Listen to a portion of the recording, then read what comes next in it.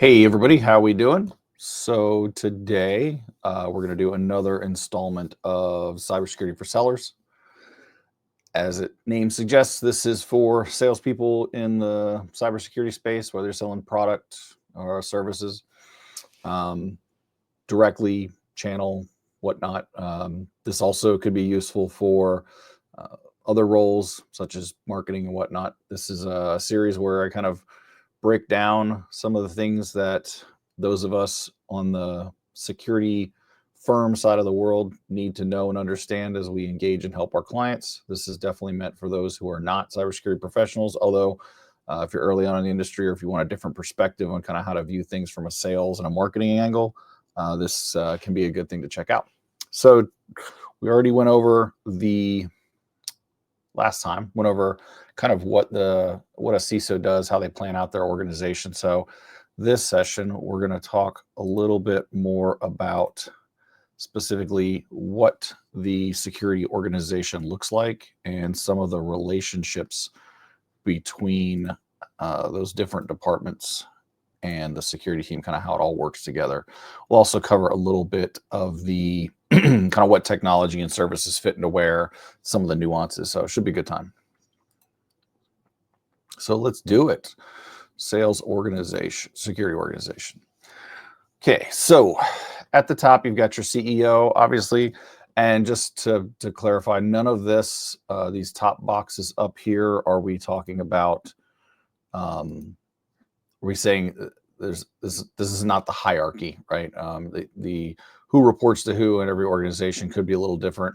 Also, not all of these roles are going to exist in every organization. Some of these responsibilities may flow into different parts, but it's kind of good, again, to kind of think about if an organization has everything, where does it all work through? So your CEO, your CFO, obviously at the top of they are kind of at the top of the world there, making sure everything is running and hitting their big goals. When we drop down into the organizations where the CISO and from a sales perspective, where you're going to be interacting with kind of exists, you'll see we've got some variability here. So first, I put over here off the right, you've got a CRO. That's a chief risk officer, not a revenue officer, like we would see at consulting firms. And that's just, sometimes it's just a different terminology for CISO or a chief security officer, as well as really large organizations may be dealing with things like enterprise risk management. And so they're more worried about health and safety and other regulations and stuff like that kind of outside, or sometimes it does roll into security, but it's good to know that exists. Similarly, you have the legal organization as well. Everybody's going to have legal of some kind, whether it's contracted out, part-time, or whether they actually have a counsel on staff. And in some organizations, especially really large ones that are risk averse, the CISO may even report up to the legal. Regardless, almost always some of the compliance stuff is going to go to legal, especially when we're talking about data privacy. So we're seeing now we have chief data privacy officers. You may also see chief data officers as well, which are kind of more aligned to the IT technology side, where these privacy officers, a lot of times they're actually, they have JDs, they're lawyers. They're just primarily focused on, data privacy regulations and other legal things that may be required depending on that industry they're in. You could also have a compliance officer. Not to say that any of these are quote unquote above the CISO, but there's a very close relationship in working with the security organization and legal for a lot of things. So because of that, so GRC, governance, risk, and compliance. If you didn't watch the first video and you're confused, go back and watch that one. This is the paperwork side of the house, right? Definitely is a information security, cybersecurity role, organization, grouping of things. GRC is going to dictate how everything else is done. And I think it's important to understand that point right there. A lot of folks, sometimes security's role in the business is to assess the risk, identify the risk, inform the business about that risk, meaning, hey, if this happens, this is how it could potentially impact us in a bad way. Here's what it costs to protect it. Here's our recommendations we're making. that's the CISO's job ultimately, is to take all of this information they gather about risk and information security, present that to the different lines of the business, the different parts of the organization, and say, hey, here's what I think we should do. Here's what it's going to cost. And then the business is going to ultimately make that decision, how much they listen to the CISO versus how much they actually have budget to spend, things like that. Good CISOs are going to work across all of these different C-level pillars to make sure they're communicating the value in the languages they understand. And that's kind of a big part of this is, when you're talking to the CFO, it's a very different conversation than when you're talking to the CTO or versus legal, right? So the CISO in that case has kind of a pretty big challenge in being able to communicate sometimes a lot of technical information and being able to quantify it, whether it's into financial numbers or actual risk or penalties, things like that, operational impact. So there's a lot that goes into that. So again, understanding sort of the complexities there with the CISO world. And then, as I said, let's get down the GRC side, which is all the paperwork. I said all of that to say security's role is going to define, based on what the business wants to do, how the organization is going to operate securely, what the firewall rules are going to look like, what kind of technologies we're going to allow, disallow, what type of, how stringent are we going to be in auditing and assessing our third parties. All of this stuff is defined in the GRC world. So this is where your policies and procedures exist, and it all perpetuates down through the business, through the other departments. And then security's job ultimately is to audit against that and make sure that things are going on as planned, as dictated. So within GRC, you're going to have program managers typically, or if it's a small organization, you may just have a program manager or a GRC manager who kind of manages all of the different compliance regulations. So within here, you're going to have, you may have specific individuals who are focused on the industry regulations. So, maybe you've got an organization working in healthcare, so they're going to have HIPAA program managers, but they're also going to have PCI concerns. So there may be people managing those programs. Ideally, if you do have multiple sort of compliance requirements that are being managed, you want it all to bubble up to a single sort of risk management area, I should say, so that, from the CISO viewpoint, from the legal and compliance standpoint, they can kind of see everything across the board. And then there can be analysts, or these are more junior people here in the GRC world, kind of doing some of the auditing, doing some of the policy writing and reviews and all of that stuff, communicating with the other departments, et cetera. And you'll notice, so I have some of this is kind of roles, some of this is programs, some of this is technology. This is, again, to kind of give you an idea of where each of these things that you may be selling, interacting with, providing value to clients with, helping and advising, where it kind of sits, to help you get an idea of where you may find an entry point in, where your champions need to be within the organization, things like that. So TPRM, that's your third-party risk management. So everybody has business partners they're working with. This is the part of the organization that is assessing those and saying, hey, you need to do what we say, or we're not going to be doing business with you. And some organizations may have 5 or 10 third parties. Some may have thousands. So again, depending on the size, this could be a significant team with very high-tech tools and things like that, or it could be one GRC manager with a spreadsheet and a couple of questionnaires that they're running across. There's different ways to do that. Audit is here too. There is a big component, especially of highly regulated industries, where they're going to be audited on a regular basis for different frameworks and security reasons. Also, third-party risk. As the organization who's concerned about the third parties, you're going to send out questionnaires, or you're going to do assessments of your partners. And as a result of that, you'll have some type of quote unquote audit team that may be involved in that, their own or a service provider. And then as you are also a third party to somebody else, you will be responding to those and dealing with it. So there's that aspect, as well as just generally auditing what's going on within all of this. So again, GRC kind of defining the standards based on, writing the policies. I won't necessarily say defining it, writing the standards as to how everything's going to be implemented and managed.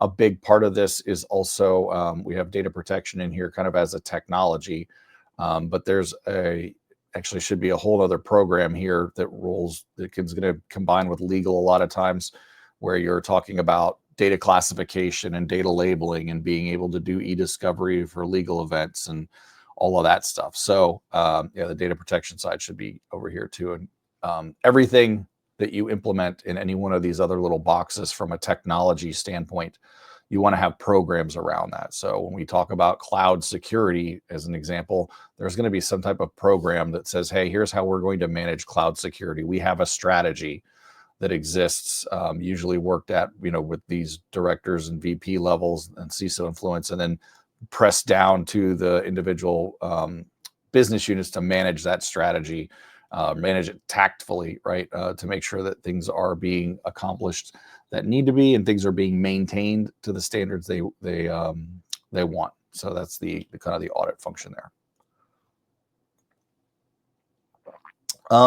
So we have, let's talk a little bit about, you've got your standard IT department, and then you've got a development area. So there's a couple of nuances here. In this model, I have a chief product officer.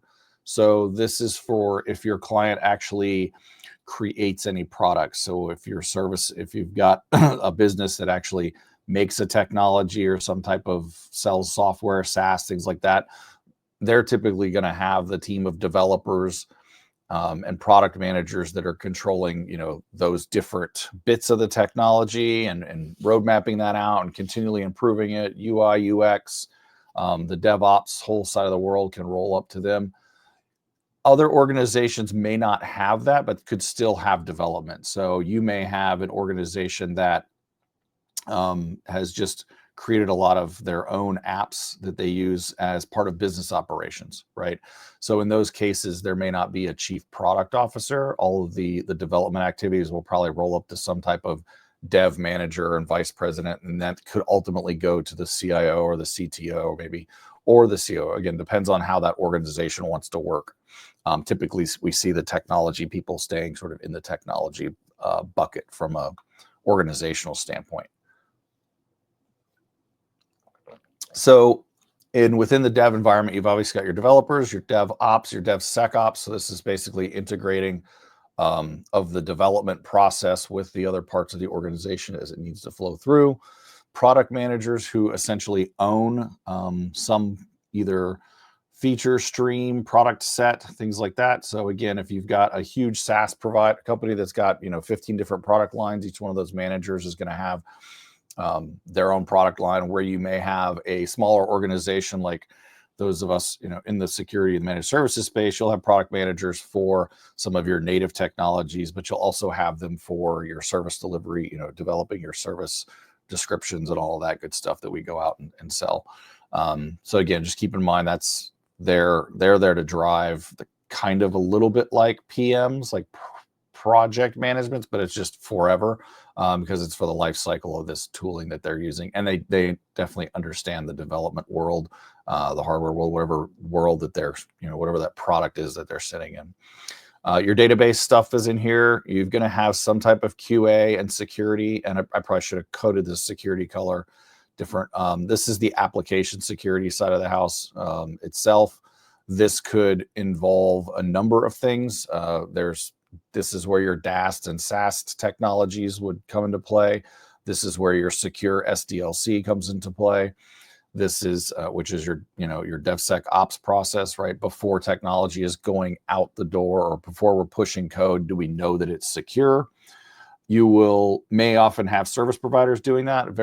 Not a lot of organizations actually have pen testers, but some, if you're pushing out enough development on time, may have application pen testers specifically for that, or may just have a contract with some service provider to do that at major releases and things like that.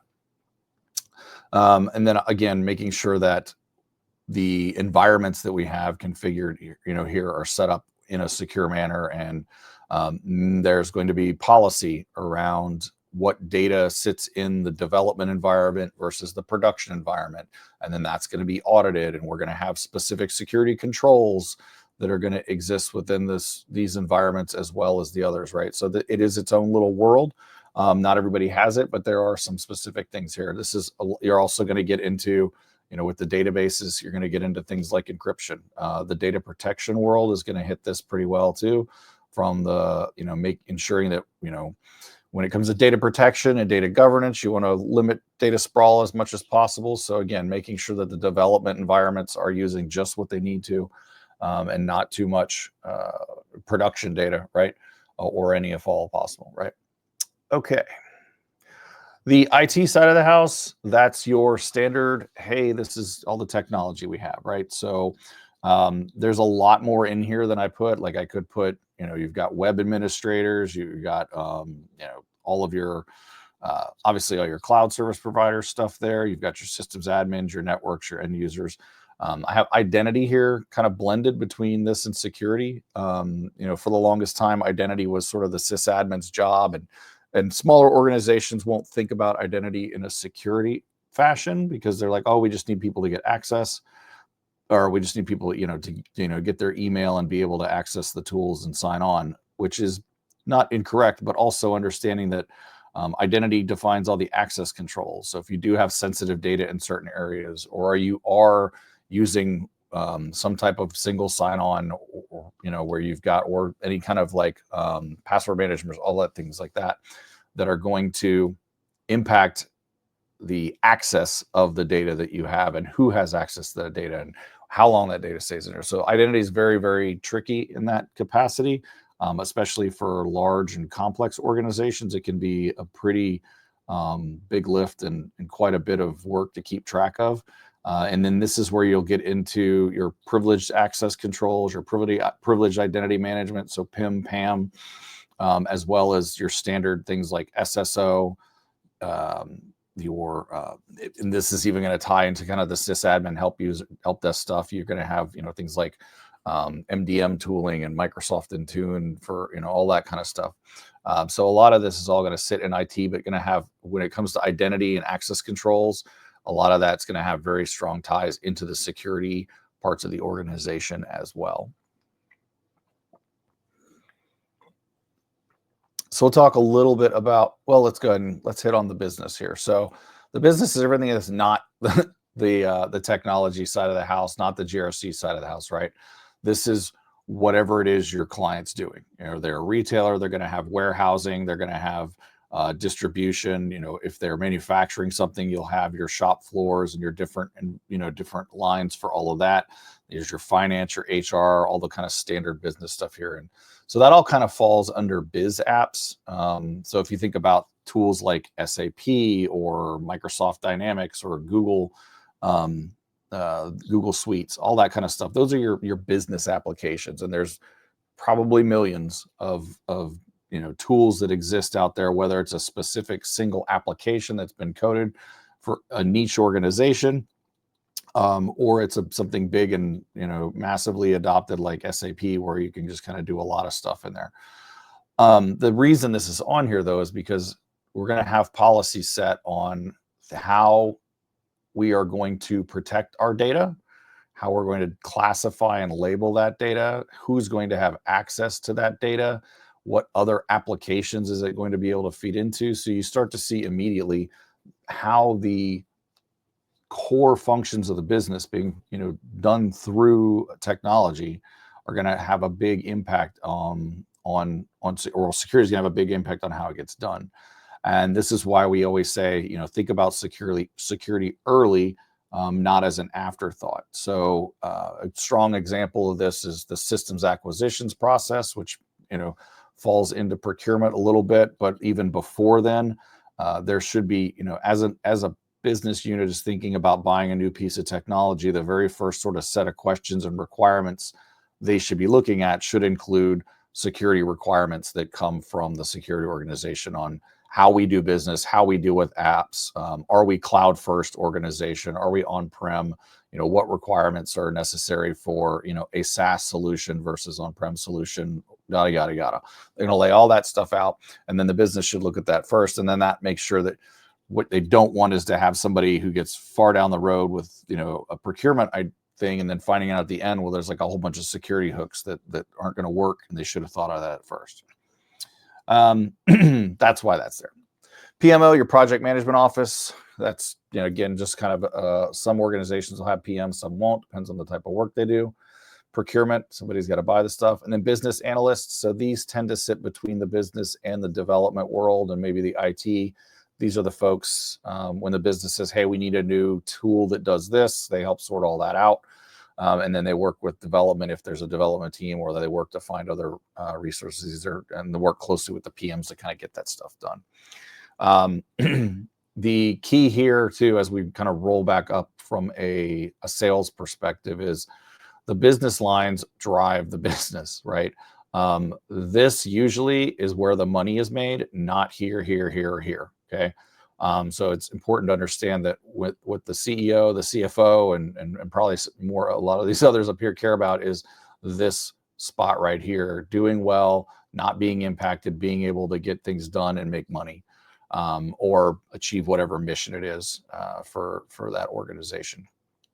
So because of that, the CISO needs to be able to communicate the value of why, when you want to buy a new application or a new technology, you need to think about security first. So that's a different conversation that's going to happen a lot. It's going to go over a lot better if that conversation is, hey, we want to make sure that you're able to get this in play and that it protects our customer data and it protects our data and doesn't impact the business in a bad way. So let's make sure that we have our security requirements up front. That way, nobody here is, going to come to the near the end of the procurement process and then all of a sudden find out they have all this stuff they can't do, right?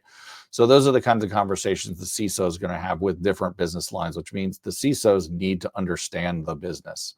And when I say the business, I mean their business in particular, right? So if they're a distribution company, they need to understand logistics and all the business lines and how things work to be able to have conversations with these other units within the organization. That also means that those working down here need to, and as a salesperson or marketing person, you need to understand that because you're talking to them, you're coming in to help them with security, and you may be an expert in SIM or in penetration testing. That's great, but if you don't understand the value that their business has and where your work or where your technology is going to fit, then you're going to have a harder time having a conversation to kind of press forward and get some potential pipeline. BISOs are down here. I've talked about them before. These are business information security officers. These are kind of mid-management level roles. They're sometimes kind of like a PM who also understands security.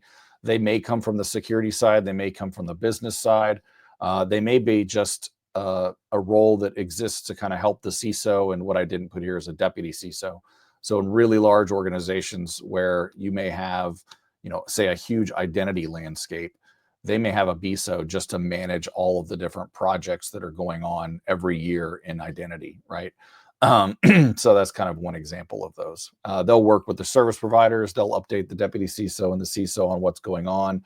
They're the ones that kind of have a budget and a project plan. They are kind of mini CISOs, right? They're worried about the security for their little area that's been given to them. Not every organization has these, but they are coming more and more common, especially as we see deputy CISOs come out on the rise too a little bit. Okay, let's see. Did we not talk about anything here? Yep. All right. So let's talk about the security operations parts. So again, you have, first off, depending on the size of the organization, this may or may not fit within. If they are small to mid-size, there's a big chance that most of this is provided through a managed security services provider, an MSSP, or an MDR, managed detection and response, those types of things. You'll hear terms like SOC as a service, managed SIM, SIM as a service, all of those kind of things to kind of outsource, basically taking all of the information that's going across the network, the identity, the endpoint, all of the technologies that the organization has going on, feeding that into somewhere so that to be monitored effectively, right? We're the security operations center in whatever capacity. Could be very small based on the organization, the technology they have. It could be really huge, but essentially their job is to detect and protect. So they're looking at all of the data that's coming through from all of these different technologies, making decisions, trying to figure out what to investigate, what alerts are actually critical, and when something bad does happen, respond to it very quickly to prevent any sort of large data breach. So within the SOC and even outside, just within the security team, you're going to have analysts and engineers. The engineers, again, I've kind of color coded them different because you're also going to have the IT department will have cloud engineers, but you may have somebody who specifically works with cloud security, right? Or somebody who's working with, an identity engineer, right? Those things. Then you've got your vulnerability management, which is, a lot of people will say, it's just your scanning. Sure, it's not just your scanning, I'll say. You've got your running vulnerability scans. That's going to go across the network itself. That's going to go across the environment, the endpoints. That's going to take, ideally, you'll have something, again, we talked about DAST and SAST scanning here in the development world. Then there's also additional vulnerabilities that can come in from third-party risk. There's going to be alerts happening saying such and such company just got breached, and that's one of our vendors. Now we need to go and look at what's going on, which is a little bit of threat hunting there too. Taking known indicators of compromise, or just looking around and saying, hey, what's going on, and are there things that I need to be worried about for our business? The threat intelligence feeds into that, right? Big attacks are happening in industry X right now, and we happen to be in that industry. So let's send that intel into the SOC and the threat hunters and take a look. We know there's a specific application that has an exploit that is being highly used out in the wild right now. Let's take a look at that, prioritize that, because that's our industry, and we need to know. That's sort of the value of the threat intelligence feeding into those that world, and us understanding whether it's our own applications or whether it's our partners' ecosystem to, again, be very proactive in what we're looking at from a potential risk, threat, vulnerability standpoint. This is also going to feed into what's down here, the patch management remediation. So running those regular scans of the environment, saying, hey, such and such is out of date. A lot of people don't realize the complexity of vulnerability and patch management, because security may own the vulnerability scanning. IT may actually own it too as well, the vulnerability scanning, but they may not necessarily own the application or the technology that needs to be patched, right? If the vulnerability exists within the Windows or Linux, network environment, or the web apps that we have running, then their job is going to be communicating the vulnerabilities to those teams, working with them to get the patching scheduled within change control, change management, all of that good stuff to make sure that things happen. So this is a highly sort of integrated process that exists. It's about more than just kind of pressing that button. There's also testing that can go along in here, and ideally should. I think most people will realize that just running a vulnerability scan, there could be critical to high vulnerabilities in there that may actually not apply to you. Just because you have this vulnerability, it may not actually be exploitable because of the way your environment is configured. So being able to run testing against that with pen testing, or either with some analysts to kind of take a look deeper into it, that's super valuable in reducing the amount of workload that these vulnerability teams have to do.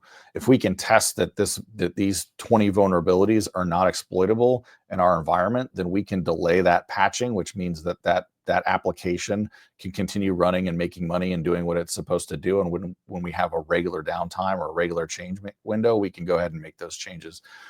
Versus if we do a test on something and find, hey, this is really critical, it's really easy to exploit, it's important that we take this down and get it updated now, because if we don't, we could be victim, and then boom, then the outage is going to be even worse, right? Because then now we're talking about, now you can compare, well, we're going to have to take it down for an hour or a couple of minutes to get it patched up, and we're going to lose a little bit of money when we do that. But if we don't do it, it's going to get pwned, and then next thing we know, it's going to take us 3 weeks to get everything built back up, and then we may even have an attacker in our environment, those kind of things. So those kind of conversations you can have when you're talking about sort of vulnerability management and that testing side of things. Data protection, we talked about a little bit already. Firewalls, intrusion detection, NAC, all your kind of typical perimeter security stuff. Often the actual management of it may or may not sit within the security team itself. Again, lots of organizations have their quote unquote IT people doing the firewall configurations. A lot of managed security service providers have NOC, network operations centers, as well as security operations centers. So those skills, while typically thought to be security and often are, especially in the managed services space, the MSSPs and the MDRs that are managing firewalls, those are security analysts, security engineers that are working in those day to day. But again, making sure that those configurations are running and compliant with what we want them to be, and then taking that log traffic and taking a look at it. And then you've got the SIM and the XDR, which is that's reviewing that log traffic. The XDR is sort of the catch-all. So for those who don't know, you've got your endpoint EDR, endpoint detection response, and then you've got XDR, which kind of just extends beyond the endpoint itself. The easiest way I'd say, and this will probably be a different session, if you look at the way Microsoft has their Defender 4 suite of products, you'll see there's a Defender for identity, a Defender for cloud, a Defender for endpoint. That's kind of their way. If you were to mash all of those together, that would give you quote unquote XDR, which is just extended.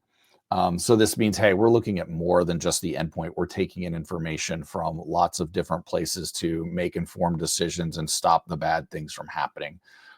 Something that typically historically happens at the SIM level, where you send everything to the SIM and then make a decision about something and then go out to the environment itself based on whatever the threat or attack is, and then you respond in kind to it. With XDR, there's more pointed things happening at those locations, whether it's at the identity or at the endpoint. Yeah, so that's that. You get the patch remediation. We talked a little bit about that already. Again, feeding all of this in here. This maintains things.